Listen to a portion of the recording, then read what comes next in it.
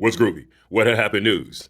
On today's episode, the Chicago Bulls lose game one, have team fight immediately afterwards. They had a team meeting that they didn't allow the coach in after the first game. We'll talk a little bit more about that and speculate what's popping with that. The Republicans pick a speaker.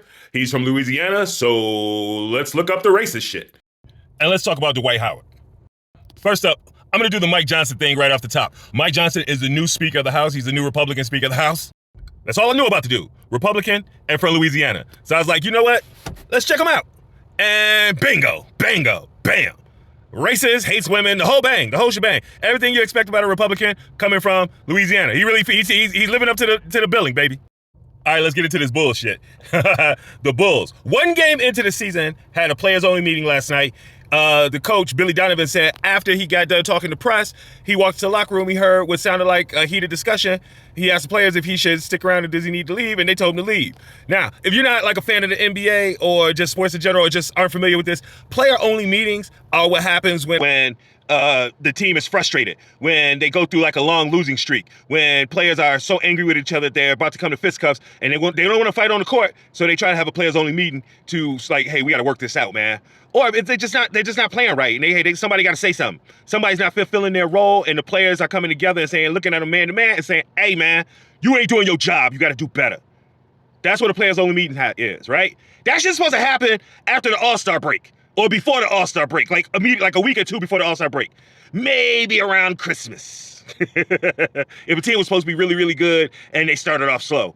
I think this is the first time in history that I've ever heard about a players-only meeting after one game. I tried to told y'all. And since we're on basketball, let's just stick with the Dwight Howard story. Now, I'm not going to address the sexual assault part of the story because that's an allegation that's going to get handled in court. I don't know what happened. Man said it was consensual. And that's where I'm going to begin, with the consensual part, because that's part of the reason what's going on in the community. We're talking about it, but we ain't talking about it. We're kind of talking about it. So let's talk about it. I do want to say off top, though, that sexual violence can happen to anybody. It's not gender specific. And victims of sexual violence that are men deserve just as much of a voice. And I don't want to diminish that by saying I'm not talking about it. I just don't know anything about the situation. And I'm going to let the courts handle, the legal system handle that. That's all I'm saying. Now, really, this is something Dwight Howard should probably be addressing, but maybe he don't want to address it, and it's his business. But the community talking about it, so I'm talking about it on the show. Here's the deal. He apparently likes penis.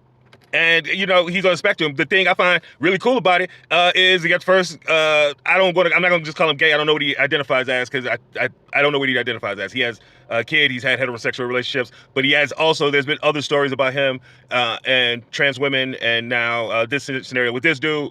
So, you know, it is what it is. I'm not here to bash the brother. I'm happy. I hope he, you know, happy and out and all that stuff. The sexual violence shit or the sexual assault shit, I'm not with that.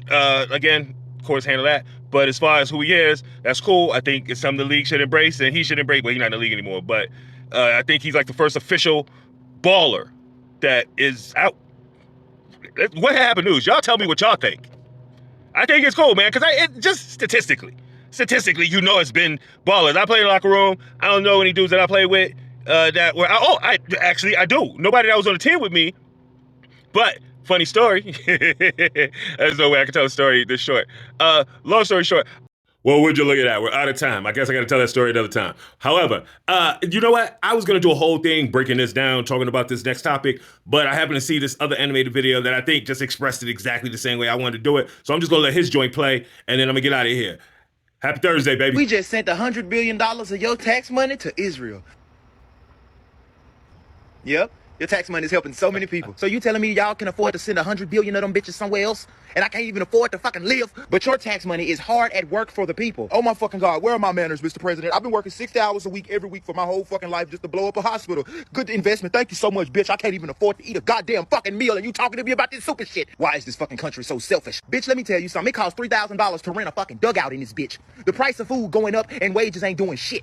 But because shit keep going up, not only is the wages not going up, the shit we can buy with them motherfuckers, the amount of things is going to fuck down. Motherfuckers ain't got health care. If I get hurt, I die. Because I can't even afford to die. And you got the nerve to call me fucking selfish, you stupid bitch. Like, now, let me get this shit straight, though. So you sending hundreds of times the money it would take to fix the problems in this bitch somewhere else to fund a fucking genocide. But because that don't make me want to wrap an American flag around my chest and shit up my fucking back, I'm the one that's selfish? Bruh. We appreciate all the views. We're getting them. They're moving up. Please keep giving us your likes, your shares, your subscriptions, your follows, the hearts, the stars, everything that makes this work.